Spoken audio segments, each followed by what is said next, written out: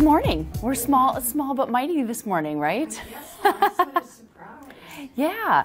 Well, thank you so much for taking time out of your day to be with me today. I really appreciate it. My name is Julie, Julie Cruz, actually. I'm a community outreach coordinator with UW Organ and Tissue Donation. And we are actually the organ procurement organization that's affiliated with University Hospital in Madison. We're one of, there's now 56 federally designated organ procurement organizations, and we are one of those. So, and I am here today to share a little bit with you about organ, eye, and tissue donation.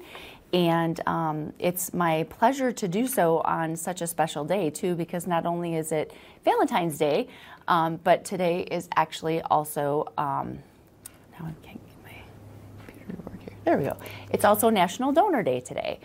So National Donor Day is actually an observance that's dedicated to spreading awareness and education about all types of donation. So eye donation, organ donation, tissue donation, blood, platelets, and marrow. So all those things are sort of observed on National Donor Day. And it was something that was started back in 1998 by the Saturn Corporation and the United Auto Workers. It's something that the U.S. Department of Health and Human Services also supports and recognizes National Donor Day. And since I'm involved with organ, eye, and tissue donation, it's also an opportunity for us to recognize this day and continue to spread awareness and educate people about organ, eye, and tissue donation as well. So thanks for having me today and for being here today. I really appreciate that. And I have the privilege and the honor today to share with you a little story about a gentleman by the name of Vern. Vern actually became a donor hero when he was 74 years old. Vern's family tells us that he was a happy guy that really liked sports. He liked barbecue. He loved his family more than words can say. And Vern became a donor hero when he was 74 years old. And his family tells us that it has been helpful to them to be a part of Vern leaving this legacy of donating the gifts of liver, corneas, bones, and tissues. And so Vern has been able to help countless people with his gifts. And his family said when they had his celebration of life with over 300 people, that they had people coming up to them for weeks afterwards, just telling them that, thank you for sharing Vern's story, and I registered because you shared that with us and because of Vern's legacy. So, you know, we remember and we honor our donor heroes, and today we have the opportunity on National Donor Day to honor Vern. So thank you for allowing me to share a little bit about his story with you today. So organ donation is actually a very unique opportunity, and I don't know if everyone knows this. I know before I started in this job, I didn't realize this, but only about 1 out of every 3 people, or 3% of the population, actually die in a way that allows for organ donation. Part of the reason why is in order to be an organ donor, you do need to pass away in a hospital and be on a mechanical ventilator. The reason for that is that in order for those organs to stay viable is they need to continue to be oxygenated after that patient has passed away. And so that's part of the reason why to be an organ donor, you do need to be in a hospital and be on a mechanical ventilator. Tissue donation is a little bit different, so I will also share a little bit about that as well, but for organ donation, that is the case. So it is a very unique and rare opportunity to actually be in a situation where you might be eligible to be an organ donor at the time of your death. But one of the things that we know for sure about organ, eye, and tissue donation is that there is power in one person, right? So one person making one decision to sign up on the registry as an organ, eye, and tissue donor to give their first person legal authorization can allow for that person to give a final gift at the time of their death.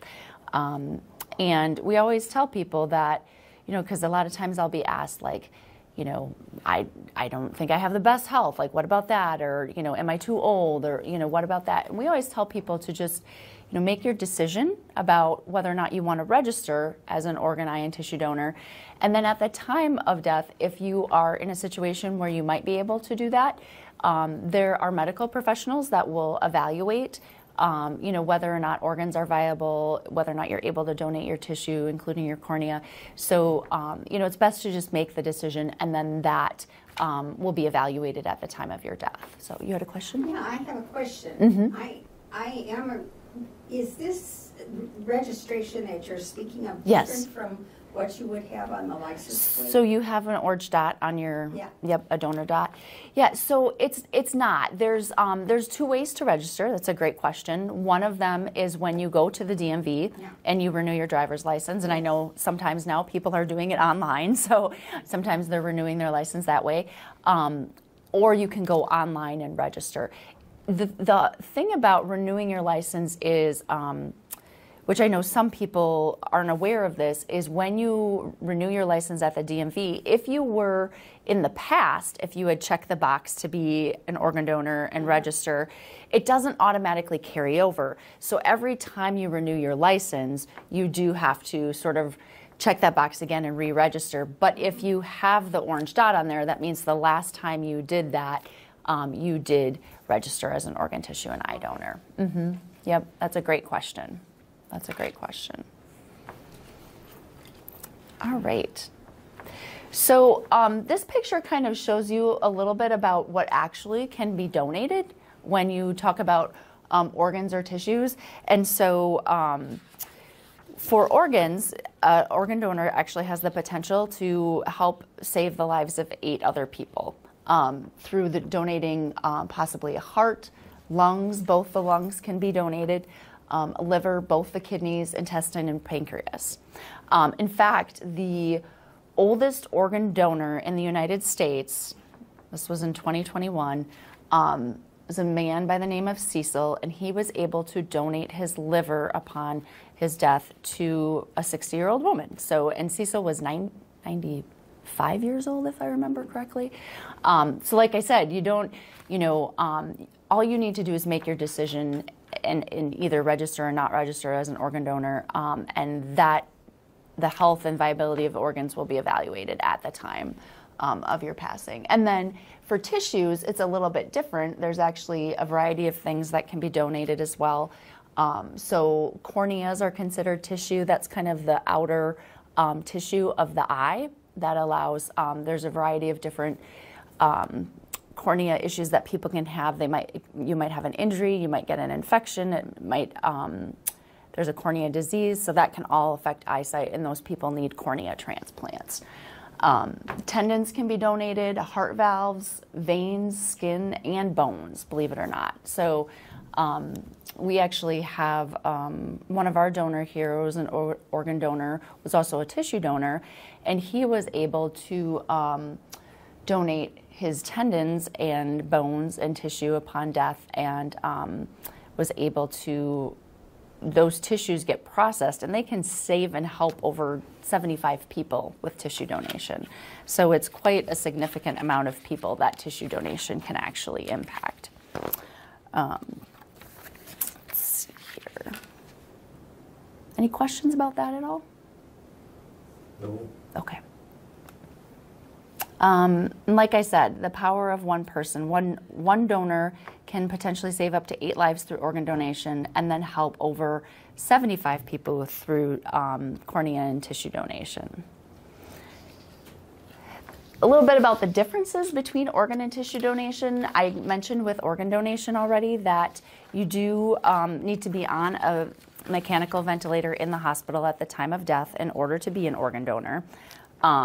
The organ donation process requires careful matching of the donor's organs to potential recipients, so transplant recipients. It's a very careful matching process that is done through different blood tests and evaluations that labs do. So there's a very careful matching process that's done for organ donation. And then organs need to be transplanted fairly quickly. So for a heart, oftentimes that needs to be done within 4 to 6 hours of the recovery, which is very fast. Kidneys can be one of the ones that's the longest. It can be 18 to 24 hours. And now there's also pumps that kidneys can be put on to keep them viable longer. And they can sometimes be transplantable within 48 to 36 hours. So that's helping to extend the viability of some of those organs. And tissue donation is a little different because it can happen within the first 24 hours. So with tissue donation, it doesn't necessarily have to be done as quickly. There's little or no matching of from the donor hero to the transplant recipients required, and tissues can actually be preserved for later use. So there are tissue processing facilities that prepare the skin and the bones for future transplantation, and then those can be preserved over time. Yes? Cornea too? As far as how long? Yeah, can that be preserved or? No, the corneas have to be transplanted within a certain period of time as well. Yep, that's a great question. All right. So, you know, one of the reasons why we want to continue to spread awareness and educate people about organ, eye, and tissue donation is that the national organ transplant wait list right now, there's there's over 104,000 people on the national transplant wait list right now. And those pictures are Lambeau Field and Fiserv Forum where the Bucks play, and 104,000 people would fill up both of those locations and then some. So there'd be like about 5,000 more people than that even. So that's a lot of people on the national transplant wait list right now. In Wisconsin, there's about 1,500 people in the state of Wisconsin that are registered as candidates for a transplant on the wait list. Yes. Just another question popped in Sure. my mind. I'm sorry. No, that's But okay. Are they these people that are on the wait list?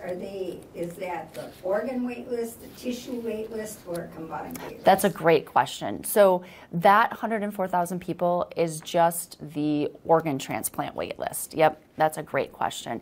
And about 85% of those people are waiting for a kidney. So the kidney is the most needed organs. And as you may know, they're also, able to have kidney transplants from living donors as well. And so there's a lot of living donation kidney transplants happening as well. A friend of mine actually that I know from college had one last week. So it was her second living donation kidney transplant. So is kidney transplant the most requested? yeah, the most needed. Yep, definitely. Yeah, there's a lot of different types of kidney diseases, and then sometimes just people have medical conditions that other medical conditions that their kidneys also stop working. So one of my former coworkers had polycystic kidney disease, so she her kidneys were failing and she needed a kidney transplant, and she actually got her kidney transplant from a deceased donor hero. So yeah, so there's a lot of need out there. In fact, about every 9 minutes someone is added to the national transplant wait list, and on average about 17 people actually die each day while they're still waiting for a transplant, just because depending on their health and the availability of organs. And like I said, with organ donation, there's a very careful matching process that takes place. The national wait list is also, where you fall on that wait list. There's a variety of factors that determine kind of where you are on the wait list. And so there's a lot of different things that come into play and things that have to come into alignment in order for somebody to receive that transplant. All right. And so why the shortage? Well, we talked about the fact that just organ donation is such a rare, unique opportunity, right? Deceased organ donation. And there's just so many people right now that need transplants. In fact, about, nationally, in some surveys they've done, about 90% of people say they support organ and tissue donation. But nationally, probably about not even quite 60% of people are registered as organ, eye, and tissue donors. And in Wisconsin, it's very similar. I think we're between 56 to 58% of the state of Wisconsin is registered as an organ, eye, and tissue donor right now. So the opportunity to be a donor is very rare. And then There is the opportunity at the time of the patient being in the hospital where it looks like they may be declared brain dead and could be an organ donor, that their next of kin may be able to consent to organ donation. So that is another way that it can happen. So the first one was we talked about registering as an organ, eye, and tissue donor. It's also possible that next of kin may be able to give that legal authorization for organ donation as well at that time. Yes. Just a question. I know that won't happen, but can, in my case, can next of kin veto the donation for some reason? No. No, because you've registered, that's giving your first person legal authorization. Yep. Yeah, the only situation where that would be the case is, so actually in the state of Wisconsin now, anyone age 15 or older can register as an organ, eye, and tissue donor. That law was recently changed from 15 and a half to 15. So when teenagers are going to get their learner permits, their driver's license for the first time, they can register. However, until they're 18, the next of kin, parents, guardians, could overturn, just because they are under 18 years of old. So that's the only case where that could happen. They're given the opportunity to register so that they can make that choice themselves. They're educated about it in driver's ed classes. There's actually, Wisconsin has a bill of state law that says 30 minutes of driver's education is devoted to organ, eye, and tissue donation. And so they're educated about it, and then they are given the opportunity to make that choice when they get their learner's permit and driver's license. And in driver's ed, they really encourage kids to communicate that with their family, right? To have a chat with their family about, questions they may have about it, what does their family think about it, what they want their decision to be, all those kinds of things. So that's a great question, though. Thank you. And then some of it is just, there's a lot of myths and misconceptions out there about organ and tissue donation, or people don't have the information that they need. Even I mentioned, like, sometimes people are just like, well, I didn't know exactly how I was supposed to register. Or people might not know that when they go to the DMV and get their new license, renew their license, if you don't check the box again, then you aren't registered anymore. So it's really, just people understanding. I was just going to say, although I keep checking, one of the reasons I'm here is, and you've answered this question already, is because I was under the impression after a certain age, probably they wouldn't. I mean, and I can see where it's an individual basis. Right. But I just thought overall, they would not be looking at a almost 78-year-old person's organs. Yeah. Well, and I think that is one of the misconceptions that is out there, right? And there's, with organ and tissue donation, criteria has changed over time. So it used to be that years ago, yes, there might have been an age limit criteria that said, yeah, we won't look at patients over this age, right? But it's changing. It's changed so much, and it also keeps changing the criteria. That's why we just encourage people to register and make your decision known, and then, at the time of your death, then that's something that will be evaluated at that time. Yep.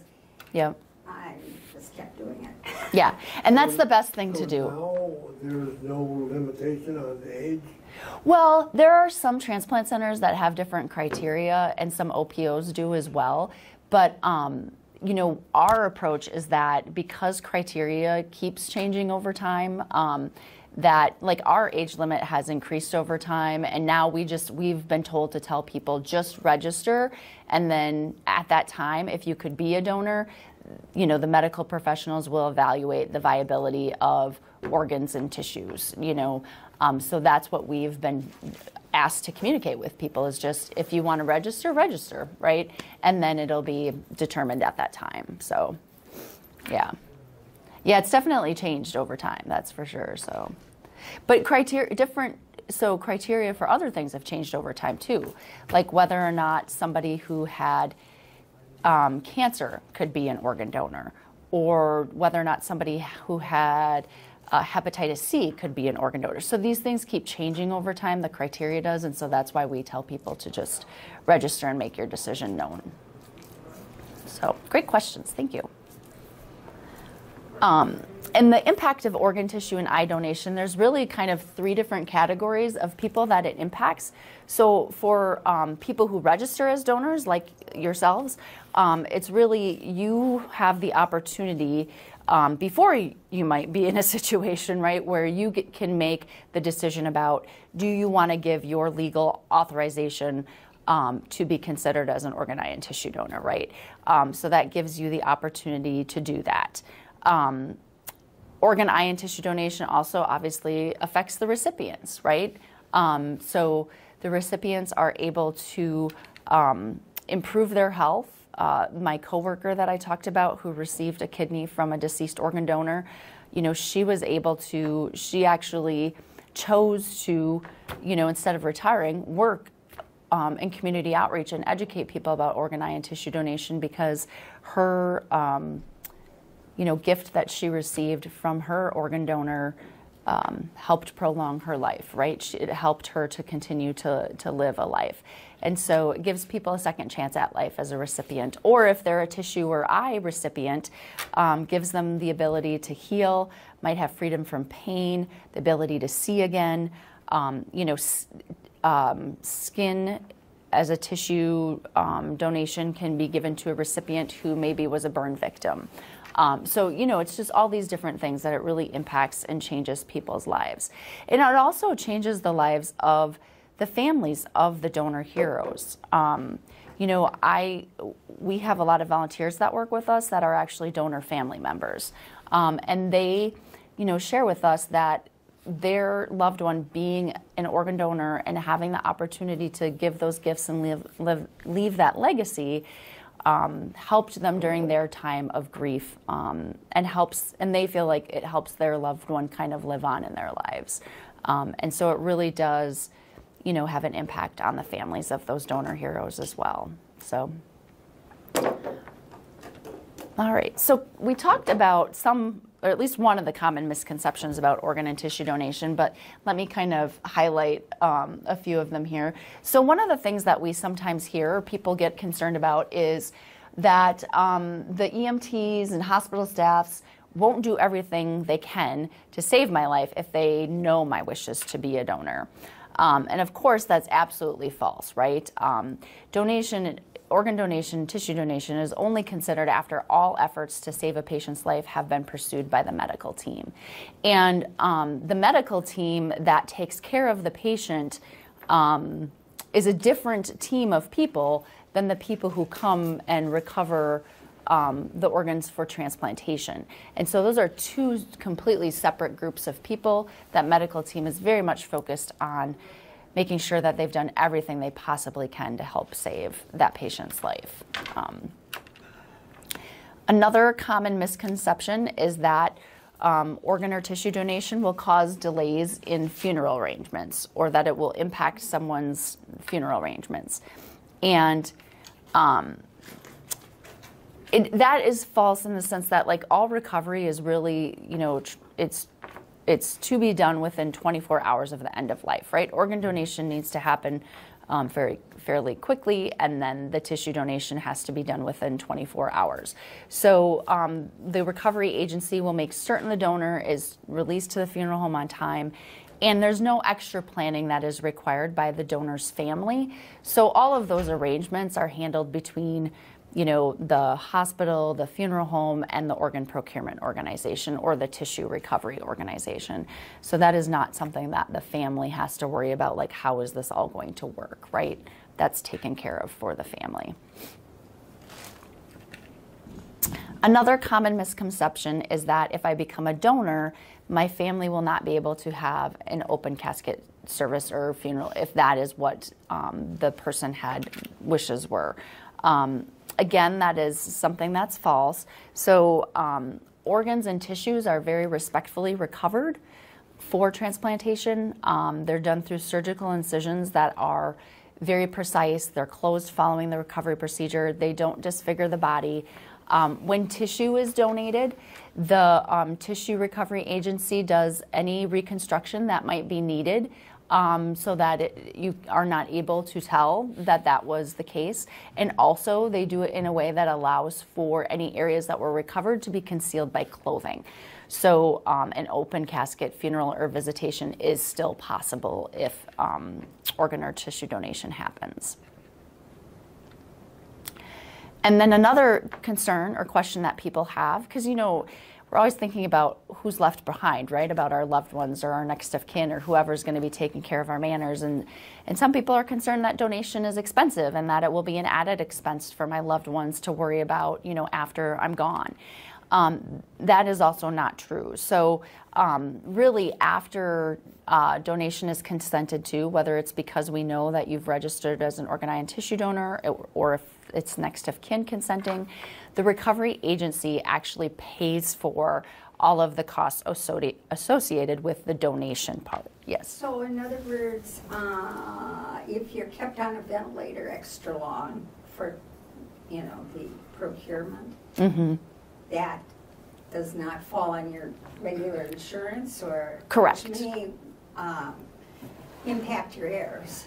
Right. So it's paid for by the procurement. Yep, by the recovery agency. Yep. So what happens is with organ donation, and it's a little confusing, is that really, once that consent happens, any of those, I should say, and when consent happens, it is because we know that person is passing, right? Or they've been declared brain dead, right? And so then anything that happens after that, and if there's consent, then that is paid for by the recovery agency. So help me out here. Mm-hmm. I could see if you're already hospitalized, Mm-hmm. how that would all be known. But what if you were in a car accident and Mm-hmm. brought into an emergency room? What is is there a designated procedure in emergency rooms whereby they look at your driver's license, or who looks at your driver's license and sees that orange dot? That's a great question. So really, and that's that should probably be on here as a common misconception too. The orange dot on your driver's license is really more for you. So if you are in a hospital, and whether it's in the emergency room or you're in the ICU, wherever it might be, what happens is if the hospital says, okay, this is a situation that this person could potentially be an organ donor, right? They kind of know that.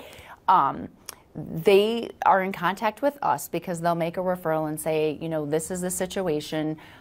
This person is, really probably going to be declared brain dead. Here's the information. We are able to go out and then look up the person's information on the registry to see if you're registered as an organ, eye, and tissue donor or not.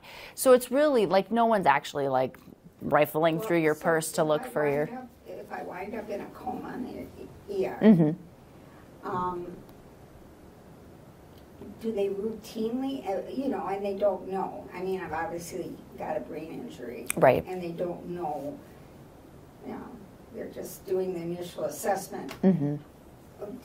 Do they call somebody, or so that That's a great question. We have a brain injured individual in our ER here and blah, blah, blah. Mm-hmm. Are you sure you've never worked in a procurement organization before? You know a lot about this. I'm a retired nurse. Okay. Yep. So what happens is we have what we call clinical triggers that we provide to our hospital partners. And so the hope is that, like, if they're seeing that a patient is meeting some of these what we call clinical triggers, that they will then, they're supposed to call us, right? And then they make the referral and say, this is what the situation is. And then we start to kind of follow that patient along with the hospital just to kind of know, like, sometimes there's improvement, right? And sometimes they decline, and sometimes, so that's really what happens. And then as part of that, what we do is we'll look to see if that person is a registered organ donor or not. And then we have that information and can know. And we actually are able to, like, Wisconsin has this nice little certificate that our organ procurement coordinators, who are nurses, they will pull up, and they can send that over to the hospital so that the hospital can share that with the family so the family knows too. So that's really, we have to go out, we being our organ procurement coordinators have to go out on the registries to pull up the person's information to see if they're registered or not. And then if it's not someone who's registered, then that kind of leads us down a different pathway, because we have a whole team of folks that are our donor family services department. They're all social workers and well, I shouldn't say they're all social workers, but a lot of them have social work backgrounds. And they're the ones who can go out to the hospital and meet with the family and explain more about what organ donation is and what that process looks like, and support them in just trying to provide them with information so they could make a decision. So you're saying that emergency rooms and trauma centers are all tied into, they know this information, Yep. and this is Yep. standard procedure. Yeah. In fact, so UW Organ and Tissue Donation works with a lot of large hospitals throughout the state of Wisconsin in our service area. We also work with smaller hospitals too, but so for a lot of those hospitals, they've been involved in organ donation quite frequently. In fact, at the hospitals, they'll have, certain people that have gone through training with us that understand a little bit more about organ donation and the process and how that all works, so that they know, okay, this is the time when we need to call. They have people that are what we call designated requesters who can help provide information to the families, because they know they're nurses who've gone through some training to get a little bit more information about the process. Yep. Okay. Yep. Thanks. Yeah. So, if you're a DNC, have a bracelet on, Oh, that wouldn't count? If you're do not resuscitate, Yeah. is that what you're asking? Yeah. Well, yeah, because you do have to be on a mechanical ventilator. but not for tissue donation. Right, but not for So tissue the donation. Do not resuscitate would not eliminate you from tissue donation. Correct. Yep. So either way, it's better, like I said, it's just better to register your decision. So if you do not want to be resuscitated and be on a ventilator, then you would not be able to be an organ donor. But like she was saying, you could still potentially be a tissue donor. Yep, that's a great question. Thank you. All right, let's see here. It's funny because I think about how many times I've been out at different events and things that we have, and people will come up to me and say, well, nobody's going to want my organs because I drink too much, right? They think about and like we talked about earlier, our stance is really just make your decision, register your decision, so people, your family know, to tell your family, and then at that time, the medical evaluation can be done, because who knows, right? I mean, a perfectly healthy person who looks healthy might also end up just not having the greatest viable organs, right? So you just never know. So of course that's false as well. So, but yeah, there's a lot of opportunity to be, particularly tissue donors too. You just never know, right? All right. And we talked a little bit about this already, but about, registering as a organ, eye, and tissue donor. The first step is obviously the most important one, is just making that decision, getting clear and accurate information. In the state of Wisconsin, when you register as an organ, eye, and tissue donor, what you're doing is you're giving your legal authorization for organ, tissue, and eye donation for the purposes of transplantation, research, and education. That's how the law states it in the state of Wisconsin. Not every state is like that. Basically what that means is, if you are registered as an organ, eye, and tissue donor, the first thing that will be looked at, obviously, is can your organs be transplanted? Are they viable to be transplanted? Our organ procurement coordinators work with transplant centers, around the United States with UNOS, looking at who's a match, can those viable organs be matched? And if that's not the case, then there is opportunity that those organs might be able to be used for research purposes to impact lives down the road. We have a lot of different research opportunities for particularly livers, kidneys, hearts, those kinds of things. And then also for education purposes. So for example, I think I mentioned earlier that there is a pump now that kidneys can be put on to help keep them viable longer for transplantation, which is huge when we have, as many people as we do in the United States needing a kidney transplant. But in order to, develop that pump, for people to learn how to use that pump, there needs to be education. And sometimes when the organs aren't viable for transplantation, then they can be used for those education purposes, which is also, in my opinion, that's huge too, right? Because you're helping to educate somebody who might be a surgical recovery person who's really down the road, they're impacting all these lives too, and helping to be able to transplant and help with the recovery of organs. So that would come under organ or tissue transplant? Yeah, in the state of Wisconsin, the way it's written is that when you register as an organ, eye, and tissue donor, it's for transplantation, research, and education. So there is, which if that is what you are okay with, then that's fine. You will also have the opportunity to, if you create a healthcare power of attorney and, you want your organs and tissues to be considered for transplantation, but not for research and education, you can designate that on your healthcare power of attorney as well. Oh, on your power of attorney? Yep, not as part of the registry, because the registry doesn't allow for. On the registry or power of attorney, which is? You would note that on the power of attorney. So the registry doesn't know that? If you register, you're saying yes to all of it. If you register, you're saying yes to all of it? Yep, okay. Exactly. Yep. All right. Yep.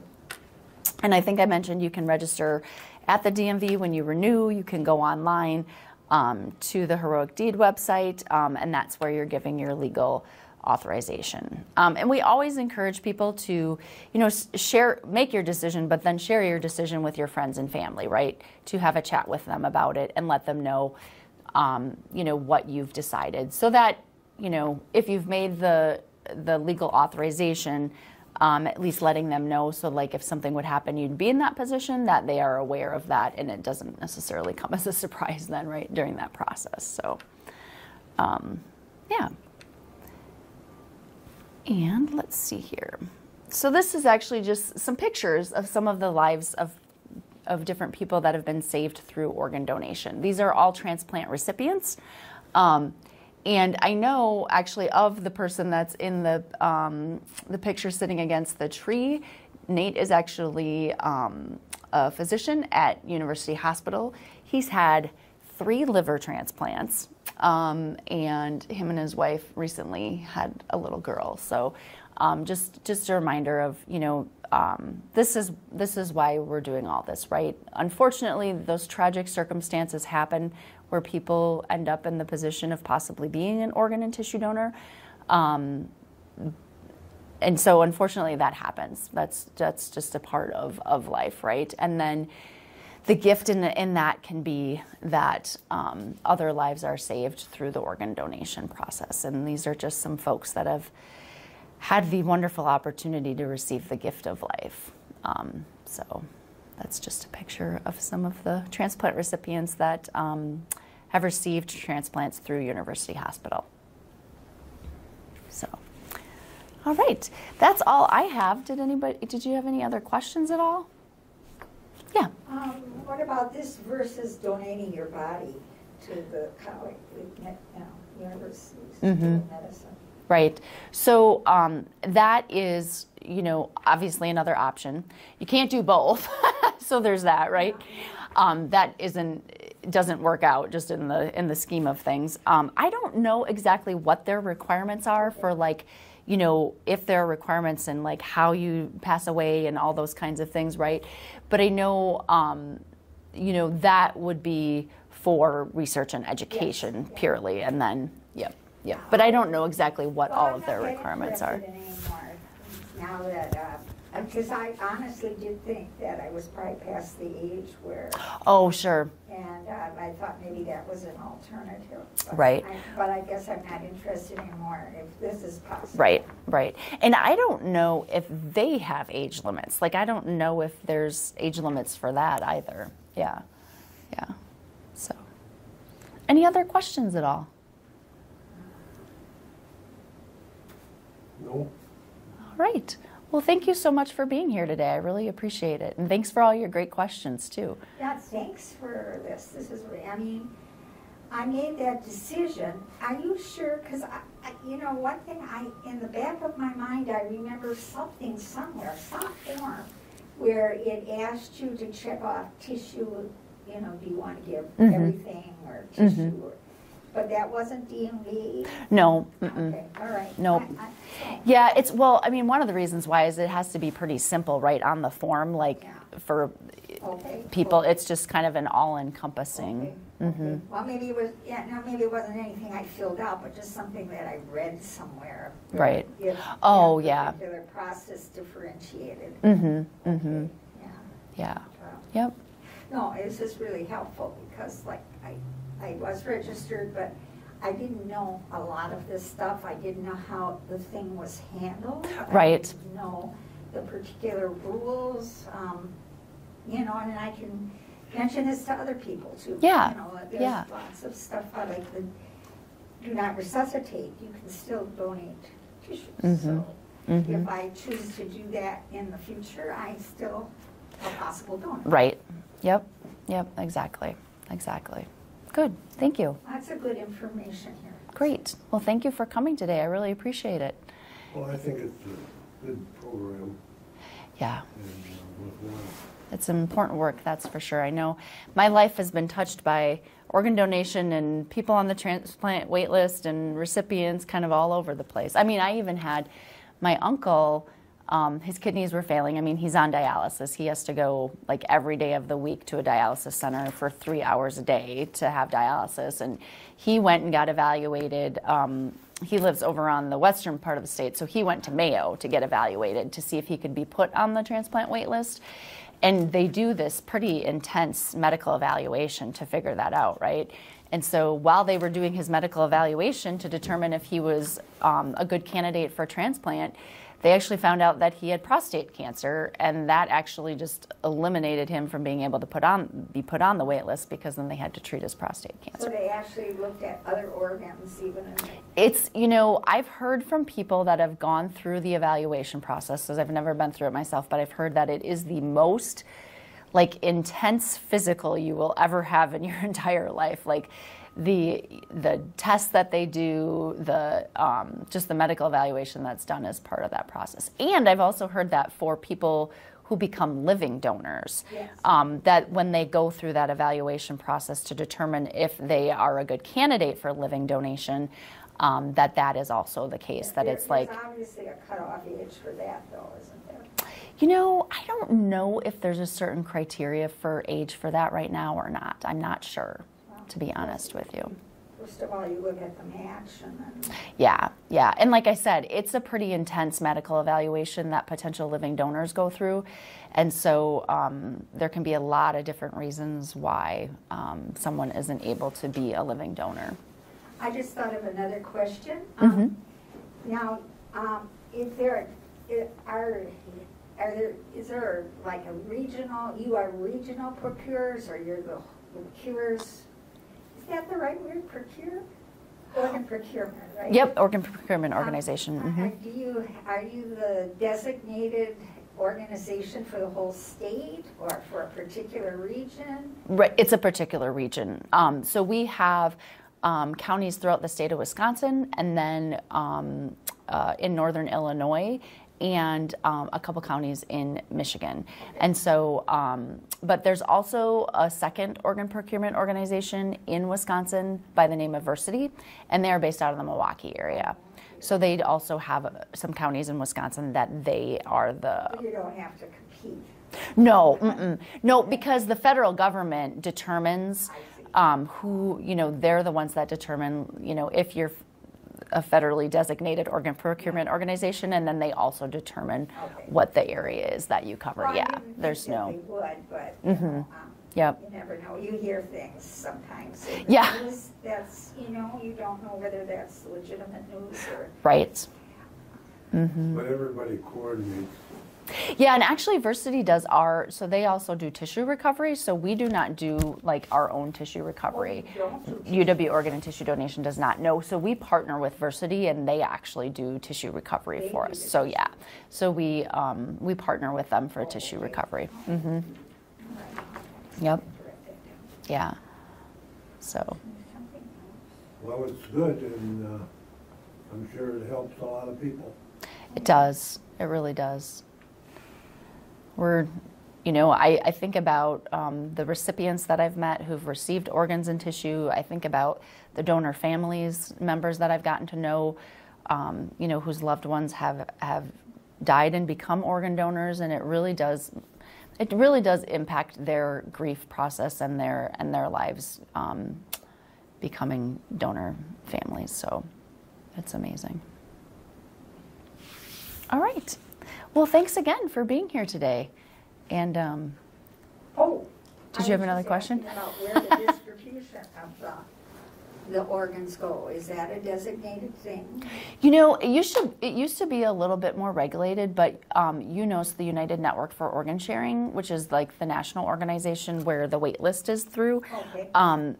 There's been a few things that have changed as far as how organs are distributed and where they can go to and why they can go there. And so it actually, I think it was it last week or the week before, we recovered I think it was a kidney that ended up actually going to Arizona. So it used to be that a lot of the organs that we recovered stayed a lot closer to home, but now that isn't always the case. Look at the national list. Mm-hmm. Whoever in the country's the Yep. most needed. Yeah.